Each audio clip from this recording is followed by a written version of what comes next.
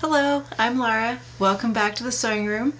I'm here to talk to you today about applique scissors, what they're good for, and what they might not be great for. So let's get started.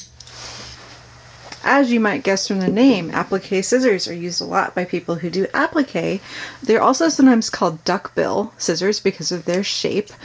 And they're really nice for if you have to trim something small away from something else. And I will find an example and bring it here.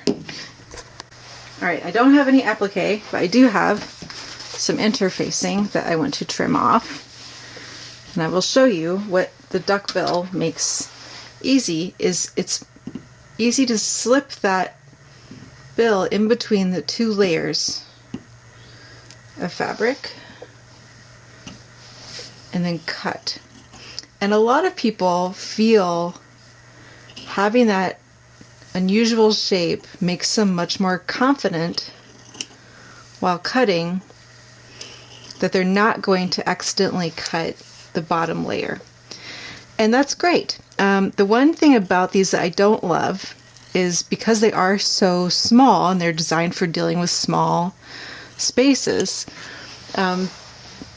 you have to take really little cuts because your cut can't be longer than the length of the scissor. And, you know, a couple things that it's harder to make a really smooth line, and also it gets dull pretty fast because you're just kind of hammering away at that surface. But as you can see, it's easy to use and it works quite well. And if you like these, there's nothing wrong with that. Just keep an eye on it. Pay attention to when it starts to get dull and get them sharpened. Another option for trimming seams, obviously, is just whatever scissors you happen to have. Now, one thing you might notice, I am making myself do this on a table, which I try to do. It's easy to get into a bad habit of trimming fabric on your knee or just at the sewing machine, and it can be really hard to cut well then, and it can be frustrating. So, but I'm going to show you, these are my offset scissors you've seen before, and these work fairly well for this too. The main thing is you want to get started cleanly. And don't underestimate how sensitive your fingers are. You can feel if you start to get 2 layers of fabric. Now, I do normally try to cut things with what I'm cutting, what I'm keeping to the right of my scissors, but for trimming I find that's awkward. I don't know if you could tell I was kind of struggling with that. So for trimming I do like to stick so that I'm working, making sure you can still see me, yep, in this direction. Now, as I've said before,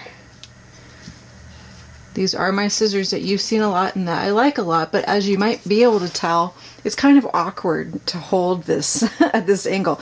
These are really designed to be used in this direction, so I'm going to get some more normal. These are still offset, they're just not offset as much. And I did just have these sharpened so they're really sharp. Now, again, you can always make a smaller cut with a bigger scissor, but the nice thing about using a larger blade is your cuts can then be as long as this blade, which will give you overall smoother cuts, a smoother line in the end, and you won't have to have them sharpened as much, although that's kind of a not really necessarily a good reason to choose one tool over another. Whether you prefer this or whether you prefer applique scissors is going to not be necessarily a right or wrong answer. It depends on you. What are you comfortable with? What are you used to? What have you practiced?